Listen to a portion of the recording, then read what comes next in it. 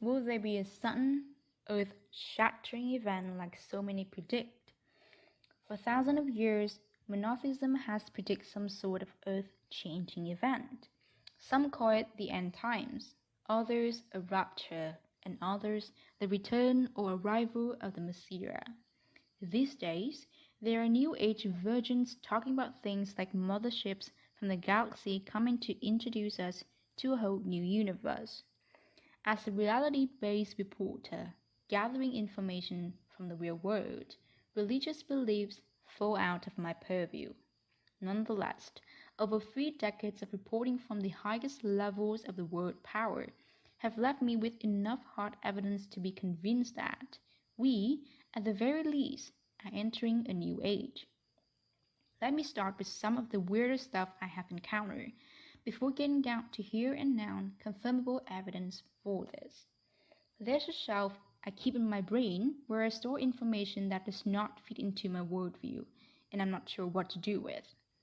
For example, there's a Japanese gentleman who sometimes comes to my public speaking engagements who claims he has been working on Mars, terraforming. Apart from making these claims, he seemed to be a very sane Japanese government official. He says that recently all access to Mars has been cut off. There are also people who claim they have come from the Pleiades and have detailed memories of their homes there. They say they are now marooned on this planet and cannot return home. Other than these, they are functional, apparently sane people. The famous armed dealer Aten Khashoggi once sent a honey trap my way. She got naked in front of me, tried to tempt me into sex, and then say no at the very last minute in the apparent hope I would cross the line into rape and get entrapped. After she failed in this mission, she told me that giant humanoid beings, similar in description to the Anunnaki, had experience with her womb.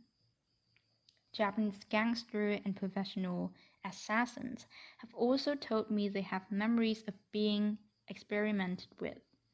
One professional North Korean assassin once told me how he had killed his Jewish handler, only to have the same person reappear a few months later.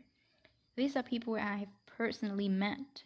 I don't know what to make of them testimony other than to say they didn't have other, let's say, mental health issues. And believe me, I've been approached by a lot of people with such issues. That's some of the first-hand testimony I've received. There's a lot of testimony by multiple public figures talking about aliens and the secret space program. There are over a dozen former US astronauts, for example, who have gone on the record to say they have seen aliens and that our planet is under their observation.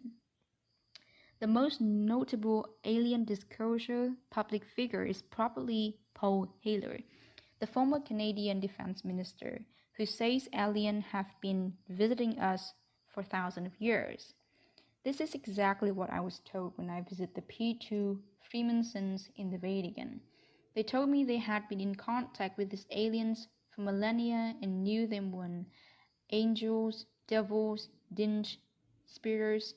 The P2 told me the aliens were going to fire Pope Benedict, and they did demonstrate this by forcing him to resign, thus proving they truly are powerful. Vincenzo Mazzara, a cavalier of Teutonic Knights and top P2 agent, showed me pictures of entities they report as being depicted on the walls of Cathedral in Milan. What is more interesting from my point of view is that I subsequently met these entities personally. I wouldn't mention this if I had not taken photographs of them. The photographs can be seen below. These were taken near Shibuya, Tokyo. These entities were moving slowly up and down and appeared to communicate with me telepathically. Alexander Romanov of the Gnostic Illuminati also claims to have encountered these beings. Here, for what is shown, is what I've learned from these plasma entities. I was informed that our reality is the result of extremely complex mathematical equations. This equation has been redone countless times with minor variations. That is why many of us, including this writer, have memories of slightly different versions of the current reality. In some, humans were allowed to explore and colonize other stars. In others, they were mostly wiped out by nuclear war. What is happening now, which I have heard from these and other sources, is that various different scenarios are being morphed into one. That's why people with memories of different history suddenly find themselves strained on this planet in this particular reality. Okay, let's get back to what we can confirm from our own current official reality. One thing we all know, for example, is that in the 1960s and the 70s, we sent astronauts to the moon. We were supposed to send people to Mars in 1980s, but suddenly it all came scratching to halt. Yet, NASA has also admitted several times that humans cannot pass the electrical barrier of ionosphere and surrounds our planet. Paul Lane from the Pentagon's Psychic Warfare Divisions once even told me that NASA stands for not a space agent. There are countless images, rabbits, lizards, tombstones, showing that the so-called Mars rovers are probably struttering around Greenland or some US desert, not Mars. Photographs of the recent Chinese trip to the far side of the moon also showed clear evidence that the whole thing was done in studio. Clearly, none of the readers of this report are able to go to the nearby spaceport and get a ticket on the rocket ship to visit another planet. They also cannot go to the local Stargate and travel into another dimension. And if any reader claim they can, I'd like to take it along to record it. No matter which way you look at it, we appear to be quarantined on the surface of this planet. There are several possible explanations for this. One is that this entirely reality is a digital stimulation, and like characters in a video game, we cannot get outside the game. Another is, as Paul Haler claims, we are warlike and destructive, which is why we are not allowed it off planet, just as we don't let lions and tigers roaming around downtown New York. Aliens do not let military-industrial war practicing humans off planet. The aliens I encountered told me a very different story though. They say an intergalactic war had been going on a millennia and the leaders of a group known to us as Saturn and his fallen angels has been chased down to this planet. The planet Earth is under quarantine so they could be finally captured and thus the Asian War would end. When this happened, the quarantine would be lifted and humanity would be let out into the universe.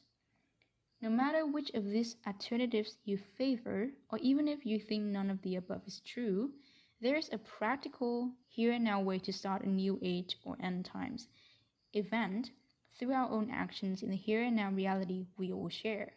The first thing we need to do is achieve world peace.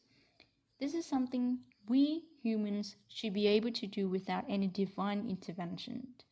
There should be no justification for military-industrial mass murder on this planet. Already, the most powerful military sources on the planet, those of the United States, Russia, and China, have agreed to this and world peace is finally being negotiated in the Middle East, Ukraine, parts of Africa, and other hotspots. The second thing we need to do is stop environmental destruction. Again, this is very easy to accomplish if we make a collective decision to do so. It will mean sending special forces to places like Brazil and Indonesia to stop further burning of the rainforest. It will also mean deploying these forces to protect endangered species in protected zones. This is already happening to a large extent. The other thing we need to do is end world poverty. Poverty stunts human potential. Also, starving peasants burning down forests to feed their families is one of the biggest causes of environmental destructions. India has lifted 271 million people out of poverty in the past decades. The world now needs to concentrate on Africa and few other places to finally end poverty. Once the emergent planetary housekeeping is done, we can start creating paradise here on Earth. There is no reason why we cannot attain immortality, and superpowers with our newly found control of the human genome. For example,